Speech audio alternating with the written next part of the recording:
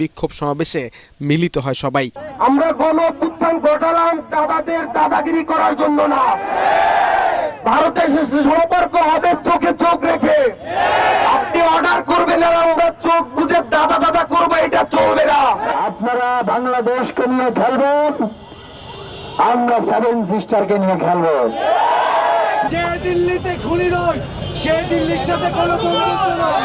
বিক্ষোভ সমাবেশে ভিন্ন মাত্রা যোগ করে ঢাকা বিশ্ববিদ্যালয়ের জগন্নাথ হলের শিক্ষার্থীরা। বৈষম্য বিরোধী ছাত্র আন্দোলনের ফ্রন্ট লাইনাররা যুক্ত হন বিশাল মিছিল নিয়ে। জগন্নাথ হল নাকি ভারতের দালাল? জগন্নাথ হল যদি ভারতের দালাল হয়ে থাকে, তাহলে জগন্নাথ হল থেকে কেন আজকে এত বড় মিছিল এখানে আসলো? এই বাংলাদেশের সকল নাগরিকের নিরাপত্তা দেওয়ার জন্য বাংলাদেশের সরকারই যথেষ্ট। দিল্লির কোনো মায়াকান্নার দরকার নাই। এই বাংলাদেশে আর কখনো শেখ হাসিনার মতো কোনো দাস তৈরি হবে না।